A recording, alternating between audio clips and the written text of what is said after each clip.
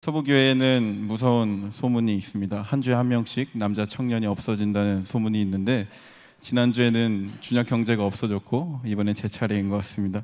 네, 저는 고등부에서 이제 1년 4개월 동안 사역을 했고 다음 주에 군대를 가게 됩니다. 제가 사실 사병으로 가는 것도 아니고 군종으로, 군대에서 제일 편하다는 보직으로 가는데, 그래도 이게 간다는 게 좀 힘드네요. 우울하고 네, 어려운 것 같습니다. 제가 잘 자리를 잡으면 이제 청년분들도 오셔서 여러 가지 사역으로 같이 동참을 해 주셨으면 좋겠습니다. 싫으세요? 네, 같이 해주셨으면 좋겠습니다.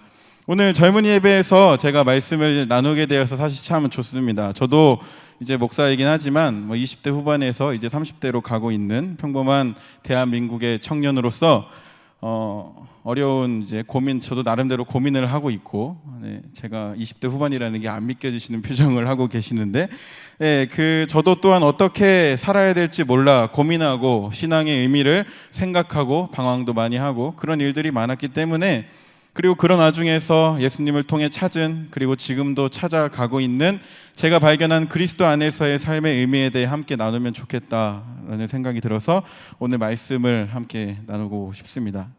여러분, 먹고 기도하고 사랑하라라는 영화 보신 적 있으세요?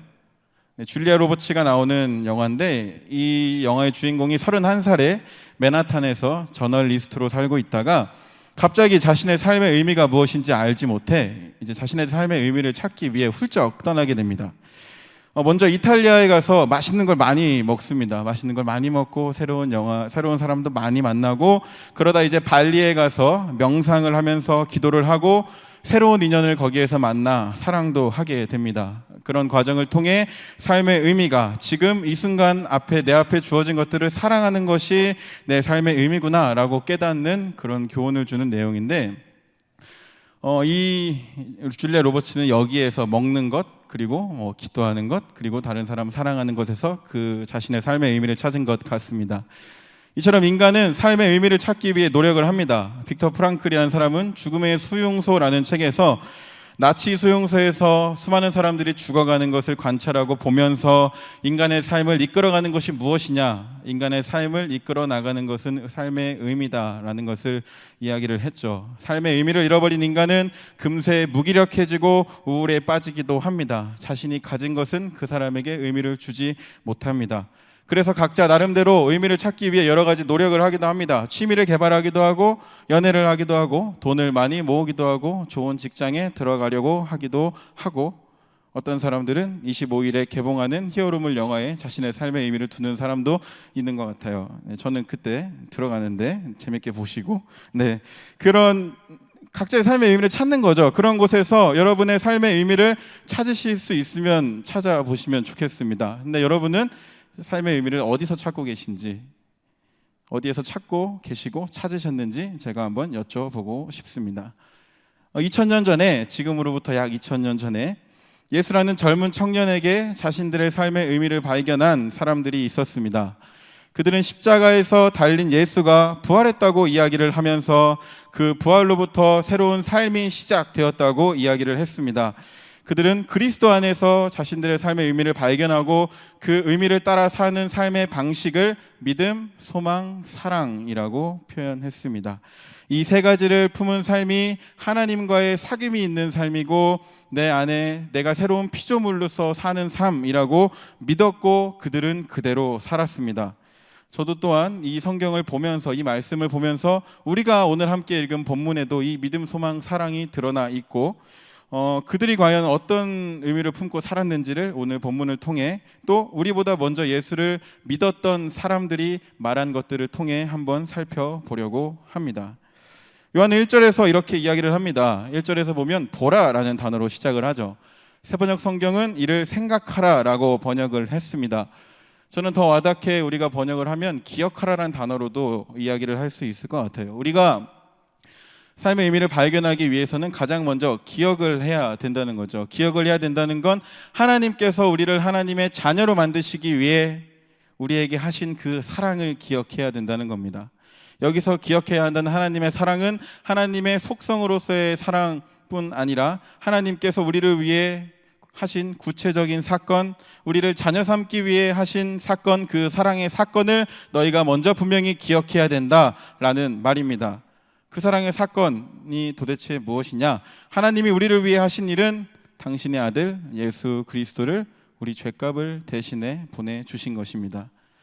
하나님은 우리와 원수인 상황에서, 우리와 아무런 교류도 없는, 우리가 하나님을 대적하고 있는 상황에서 자신의 아들 예수 그리스도를 보내주셨습니다. 우리가 예수님께서 십자가에 달리시는 모습을 상상하면 하나님과 인간이 정말 원수였다는 것을 생생하게 느낄 수가 있습니다. 여러분, 예수님께서 십자가에 달리실 때 그의 주변에 누가 있었죠? 제자들 중에 있던 사람 아무도 없었습니다. 여자들 몇 명만이 남아 있었습니다. 예수님을 위해 목숨까지 바치겠다고 이야기한 제자들 중에 남아있던 사람은 단 한 명도 없었습니다. 예수님을 조롱하는 사람들만이 예수의 주변에 있었습니다. 네가 정말 하나님의 아들이라면 내려와서 너부터 구원해라 라고 예수님을 조롱하고 핍박하던 사람들만이 그 주변에 있었습니다. 인간과 하나님은 참으로 원수된 관계였습니다. 그러나 하나님께서는 우리가 어떻게 반응할지도 알지 못하시는 상황에서 원수된 우리를 위해 십자가에 달려 죽으셨습니다. 예수님께서는 그 십자가를 지셨고 그 십자가를 통해 우리가 하나님의 자녀가 될 수 있었습니다. 바울은 로마서 5장에서 이렇게 표현을 합니다. 곧 우리가 원수 되었을 때에 그의 아들의 죽으심으로 말미암아 하나님과 화목하게 되었은즉 화목하게 된 자로서는 더욱 그의 살아나심으로 말미암아 구원을 받을 것이니라. 아멘. 요한이 1장에서 말한 사랑은 이 사랑입니다. 이것은 세상의 다른 사랑과 비교할 수 없는 특별한 큰 사랑입니다. 값없이 주셨기 때문에 우리는 이것을 은혜라고 부릅니다. 은혜를 기억한다는 것은 그것이 정말 나를 위해 나의 존재 자체를 변화시킬 수 있는 사건임을 알고 내 것으로 받아들인다는 겁니다. 2000년 전에 그런 일이 있었나 보다, 예수라는 사람이 십자가에 죽었나 보다 라고 아는 것이 아니라 정말 내가 예수님의 십자가와 부활을 통해 내 존재가 변화될 수 있다는 것을 받아들이는 겁니다. 우리는 하나님께서 하신 은혜를 받아들이는 것을 믿음이라고 표현을 합니다. 요한 1절에서 보라, 하나님의 사랑을 보라, 기억하라 라고 이야기를 한 것은 믿어라 라고도 이야기할 수 있을 것 같습니다. 예수님의 십자가와 나를 관계 짓는 것, 우리가 하나님과 아무런 상관도 없던 존재인 우리가 다시 하나님과 관계에 맺을 수 있는 것은 그 사랑과 그 사랑을 받아들이는 우리의 믿음입니다. 우리가 이 믿음으로 십자가 사건을 받아들일 때 비로소 우리의 길이 조금씩 보이는 거죠. 우리가 어떻게 살아야 될지 몰라 방황하던, 이 세상이 제시하는 삶의 기준이 진짜 맞나라고 고민하던 그 순간에 우리가 예수님께서 보여주신 사랑의 길을 따라 살게 되면, 그것을 내 믿음으로 받아들이게 되면 세상이 제시하는 것과 다른 기준이 우리 앞에 펼쳐지게 되는 겁니다. 하나님을 알기 전에 우리는 목적 없이 그저 이 세상에 죄를 더하며 살아가면 살아갈수록 다른 사람에게 더 상처를 주고 관계가 파괴되는 어려움을 겪으며 사는 사람들이었습니다. 열심히 살고 싶지만 어떻게 살아야 될지 몰라 죄 가운데서 방황하는 진노의 자녀들이었습니다. 그러나 하나님께서는 우리를 구원하시기 위해 엄청난 사랑을 주셨고, 우리는 그 사랑을 믿음으로 받아들일 때 새로운 삶을 살아갈 수 있게 되는 겁니다.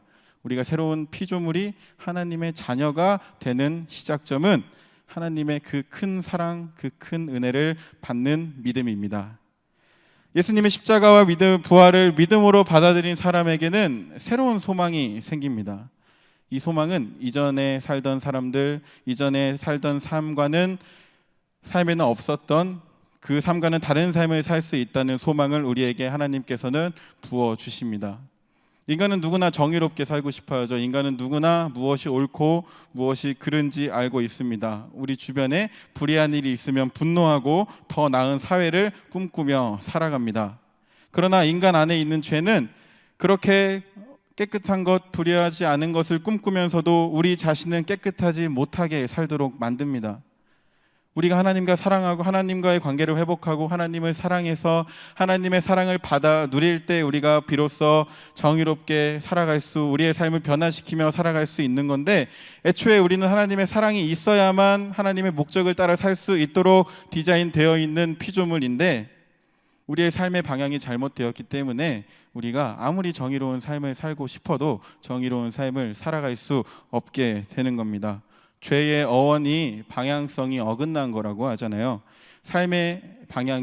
우리의 삶의 방향이 하나님이 아닌 다른 방향, 내 자신으로 향하는 것, 이게 모든 죄의 근원이며 이게 모든 죄의 뿌리입니다. 우리는 이것을 이기심이라고 부르는데, 모든 사람들이 이렇게 자기 자신만을 따라, 자신의 이익만을 따라 사는데 어떻게 이 세상이 정의로울 수가 있겠습니까? 그리고 그것이 세상 풍조라면, 세상이 돌아가는 방식이라면, 그렇지 않으면 우리가 손해볼 수밖에 없는 삶을 살 수밖에 없다면 이 세상이 어떻게 우리가 감히 위로운 삶을 살아갈 수 있겠습니까? 그러나 그리스도인들은 그 와중에도 다른 삶을 살아갈 수 있게 되는 거죠. 왜냐하면 이 세상이 끝이 아니라는 소망이 있기 때문입니다. 하나님께서 마지막 날에 우리를 회복하실 것이라는 소망이 있기 때문에 그리스도인들은 다른 삶을 살아갈 수가 있습니다.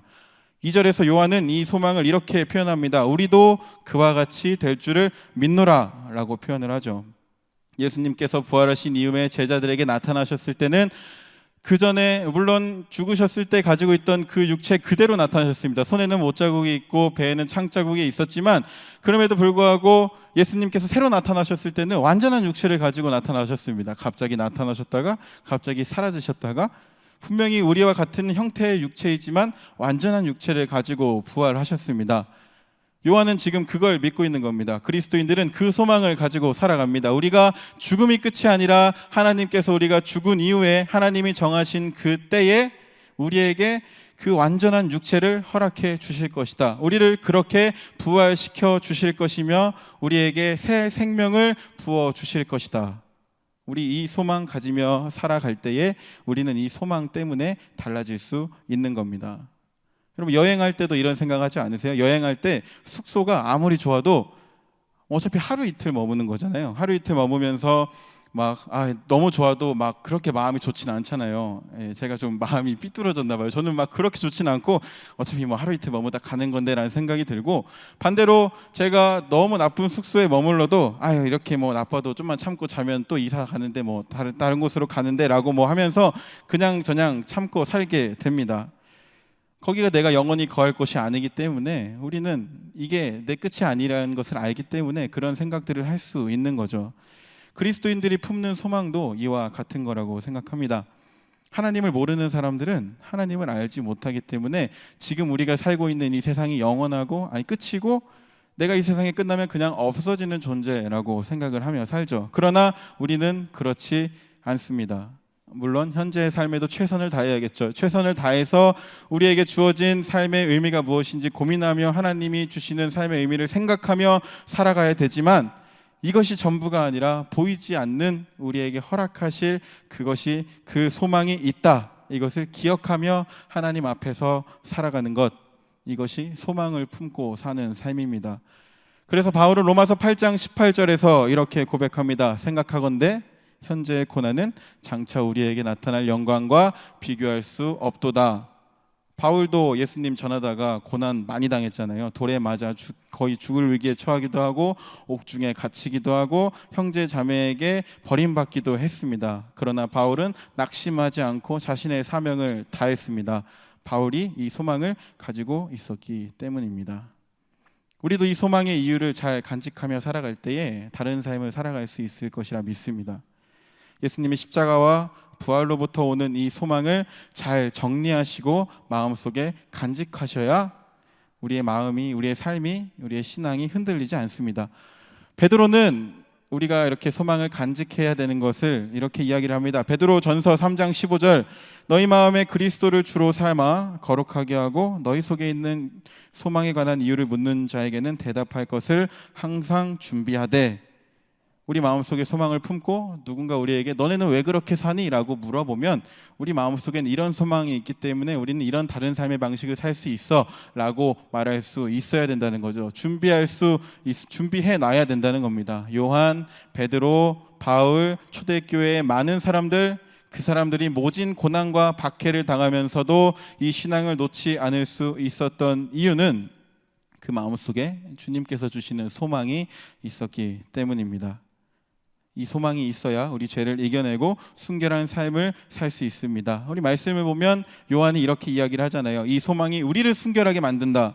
죄를 짓지만 그 죄에 지지 않고 자신을 자책하지 않고 무기력하게 넘어지지 않고 끊임없이 새로운 삶의 방식으로 나아갈 수 있는 이유는 우리 안에 있는 하나님의 소망이다.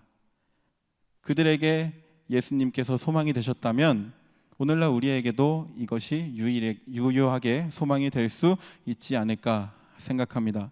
맨날 TV를 보면 막 요즘 청년들이 몇 포 세대다라고 이야기를 하는데 우리가 그런 라벨링에서 좀 더 자유로워지면 어떨까라고 생각합니다. 그 사람들은 이 소망을 알지 못하지만 우리는 꺼지지 않는 소망을 마음속에 품고 있잖아요. 예수님께서 주시는 새로운 소망을 우리가 품을 때 우리는 다시 일어날 수 있습니다. 지금까지 신앙으로 견뎌왔던 초대교회 이후로 많은 사람들이 품어왔던 이 소망을, 예수님의 산소망 되신 이 소망을 우리도 함께 품을 수 있기를 축복합니다.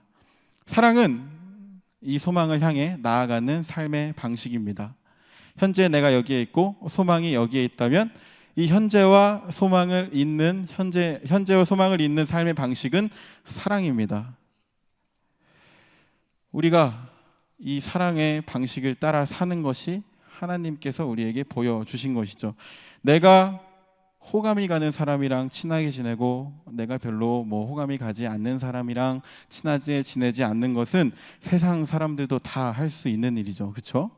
네. 그러나 하나님의 사랑은 차별이 없습니다. 요한일서 2장 2절에서는 이렇게 이야기합니다. 예수님의 보혈이 나뿐만을 위한 것이 아니라 모든 사람을 위한 것이다 라고 이야기를 해요. 미움에는 이유가 있는 것 같아요. 나는 저 사람이 저래서 싫어, 나는 이 사람이 이래서 싫어, 저 사람만 없으면 우리 교회 참 좋을 것 같아 라고 이야기를 하죠. 네, 이런 생각들 한 번쯤 해보셨죠? 안 하신 것처럼 순결한 표정을 지으시면 제가 골라 저만 나쁜 사람이 되는데, 그러나 그 사람이 없으면 진짜 우리 교회가 좋아지냐? 그렇지 않죠. 진짜 없어져야 되는 것은 그 사람이 아니라 그 사람을 미워하고 있는 내 마음인 겁니다. 미움에는 이유가 있지만 사랑에는 이유가 없습니다. 이유가 없으니까 사랑이라고 우리가 이야기를 하는 겁니다. 초등학교 수행평가에 이런 질문이 있었대요. 부모님이 나를 사랑하시는 이유를 적어보세요 라고 물어보니까 학생이 이렇게 적었다고 합니다. 그러게요 라고 적었대요.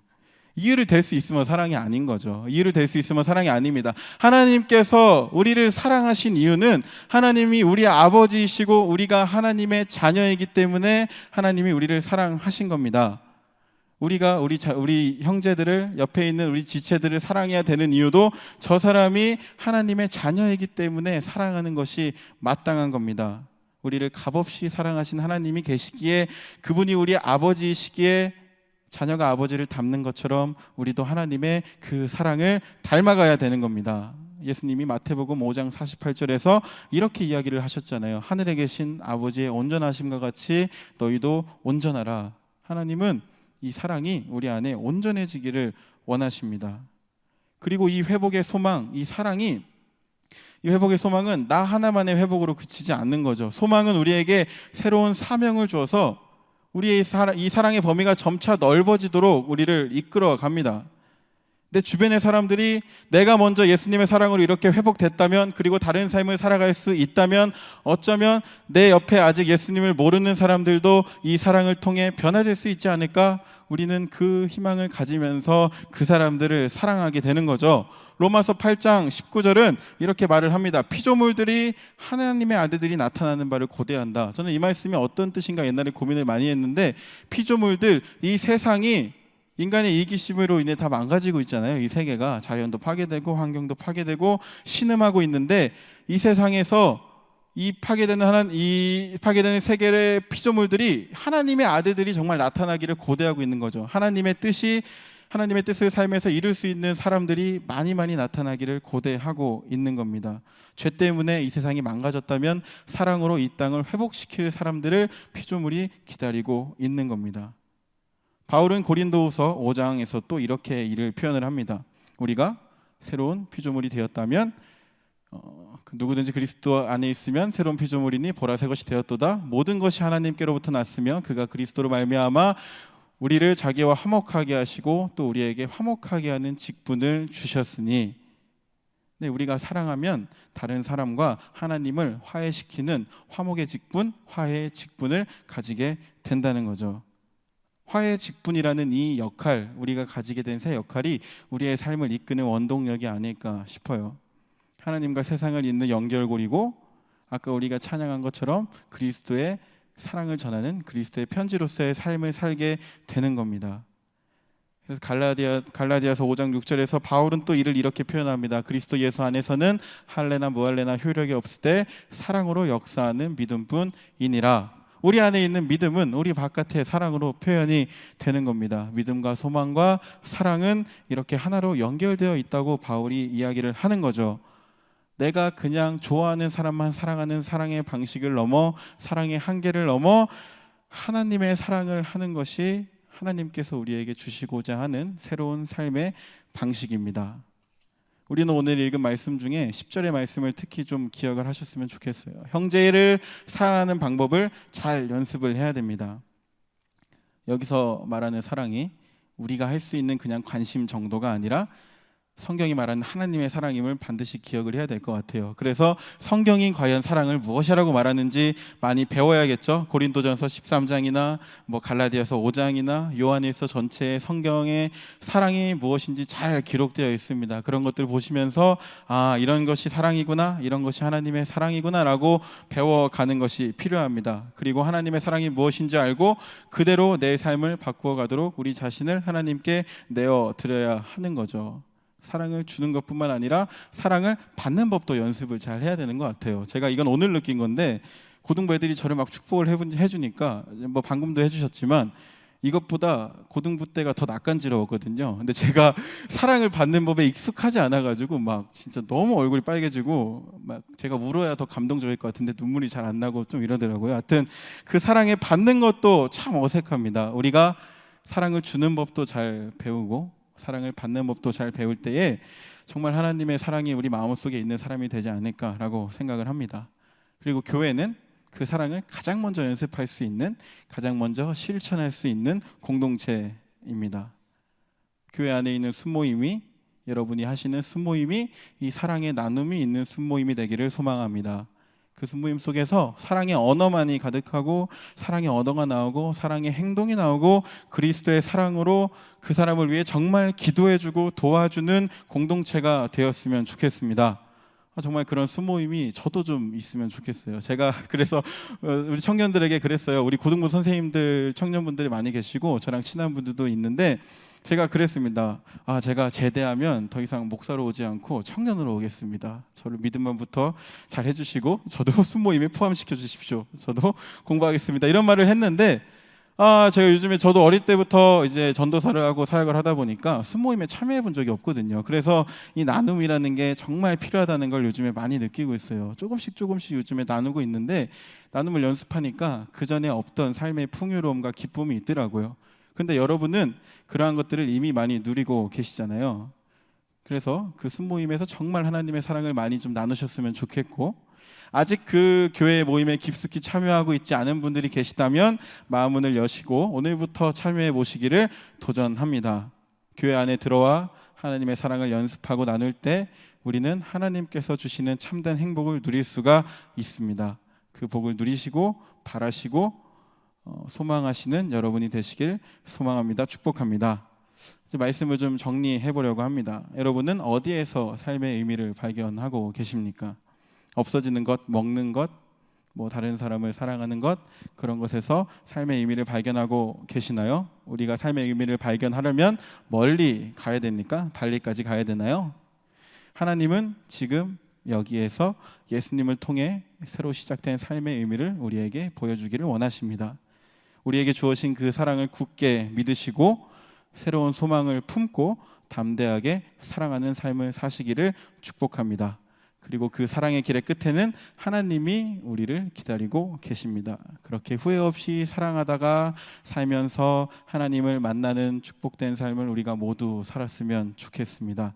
믿고 소망하고 사랑하는 삶을 사시는 여러분 모두가 되시기를, 또 제가 되기를 예수님의 이름으로 축복합니다. 함께 기도하겠습니다.